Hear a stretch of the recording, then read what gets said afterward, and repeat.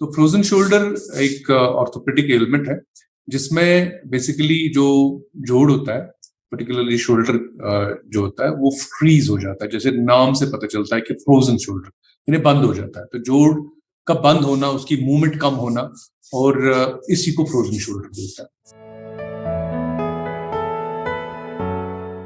Frozen shoulder का जहां तक ताल्लुक है, किन लोगों में ज्यादा चांसेस होते हैं, जैसे मैंने कहा कि नाम से ही पता चलता है कि फ्रोजन यानी बंद होना, यानी एक्टिविटी कम होना।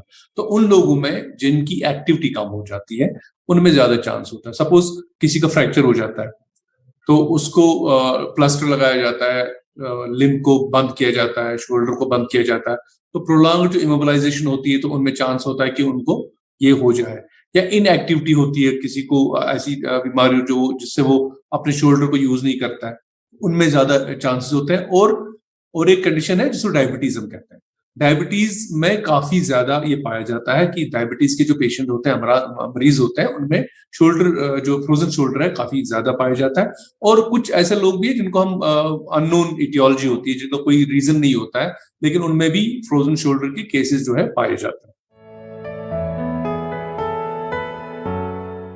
एक तो यही है कि आप पोस्ट ट्रॉमेटिक हो सकता है, आपको अगर ट्रॉमा लगी हो, किसी चीज की वजह से आपको फ्रैक्चर हुआ हो, आपको इमोबिलाइज किया गया हो, तो आपके जो एक्टिविटी है, जो शोल्डर की जो आर्म की एक्टिविटी है वो कम हो गई हो, तो उसकी वजह से आपका शोल्डर जो है फ्रीज हो जाता है, बंद हो जाता है। डायबिटीज में देखा गया है, ये काफी देखा गया है।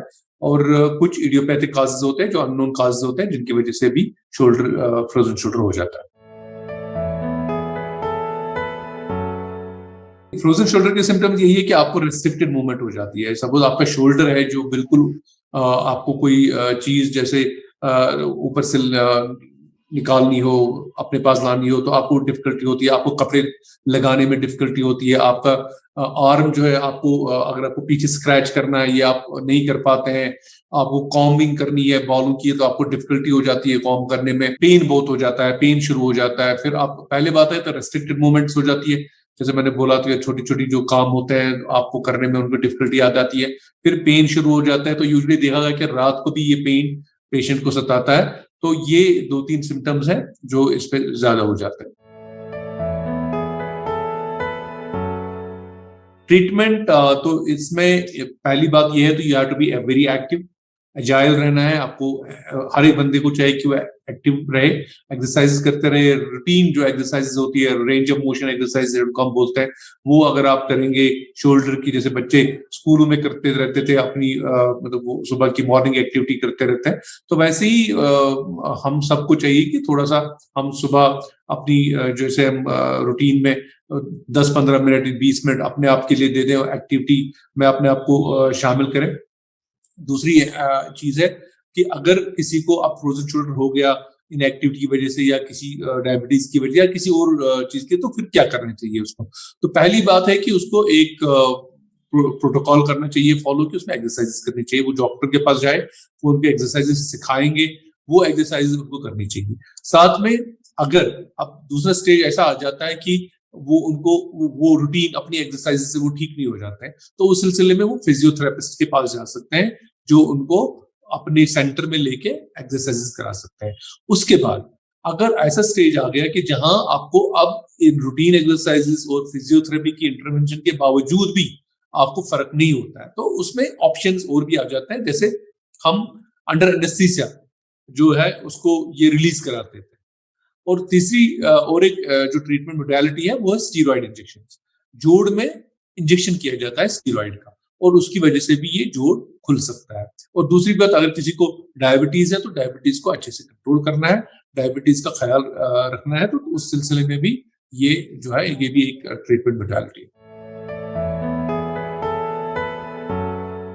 उससे यही हो सकता है कि आपकी जो लाइफ है, आपकी जो कंफर्टेबल लाइफ होती है, आपको रूटीन काम करने में, आपको दिन के मतलब जो भी आपकी अपनी रूटीन एक्टिविटीज है वो डिस्टर्ब हो जाएंगी, आपको पेन बहुत हो जाएगा, आपको रात में आपकी स्लीप डिस्टर्ब हो जाएगी। तो इट्स काइंड ऑफ एक साइड आपका जो है बॉडी का, वो तो ऑलमोस्ट एक हैंड जो है आपका, अगर वो आपका डोमिनेंट हैंड रहा, राइट हैंड रहा, तो आप तो बिल्कुल कुछ कर नहीं पाते। जो आपकी रूटीन लाइफ है वो डिस्टर्ब हो जाती है। It takes usually 2-3 months. 2-3 months को आपको कंटिन्यूअस इसमें एक्सरसाइजेस करनी पड़ती है। तो कोई कई लोगों में उसे कम भी लग सकता है, तो कई लोगों में उसे ज्यादा भी लग सकता है। तो घबराने की कोई बात नहीं होती। You have to continue to, मतलब आपको अपनी एक्सरसाइजेस जो है कंटिन्यू चालू रखनी चाहिए, और डॉक्टर की सलाह भी जरूरी लेनी चाहिए, क्योंकि कभी कभी क्या होता है कि मल्टीपल रीजंस होते हैं। तो वो डिस्टिंग्विश करने के लिए आपको जरूरी है कि आपको डॉक्टर की सलाह लेनी चाहिए। अगर आप डायबिटिक है तो ऑब्वियसली आपको डायबिटीज के रिलेटेड केयर करना चाहिए। जैसे शुगर की चीजें जो भी है खाने में, वो इस्तेमाल नहीं करनी चाहिए आपको, उसकी वजह से, अगर आप डायबिटिक है। बाकी जो है, अपने वेट वगैरह को भी अगर हम मेंटेन ही रखें तो आप बॉडी आपकी फ्लेक्सिबल रहती है, तो वो भी एक अच्छी चीज है। बाकी तो उसमें खाने के साथ ज्यादा फ्रोजन शोल्डर का पर्टिकुलरली ये कुछ रिलेशन नहीं है। इन केस अगर आप ओबीज हैं और आप डायबिटिक है, तो आपको खाने में ओब्वियसली परहेज करनी चाहिए। जो चीजें आपका वजन बढ़ाती है या जो चीजें आपकी शुगर लेवल बढ़ाती है, तो उन चीजों से आपको जरूरी इज्तनाब करना चाहिए। You have to maintain a very active lifestyle. आपको फिजिकल एक्टिविटी में अपने आप को रखना चाहिए। सबसे इंपॉर्टेंट चीज यही है कि आपको फिजिकली एक्टिव रहना है, एक्सरसाइजेस करनी है। आप योगा कर सकते हैं, एक्सरसाइजेस कर सकते हैं। एक रूटीन लाइफ, ये एक रूटीन एक्टिविटी आप बनानी चाहिए। और अगर आप डायबिटिक है, तो आपको अपने डायबिटीज का ख्याल रखना चाहिए और उसका अच्छी तरह से इलाज करना चाहिए।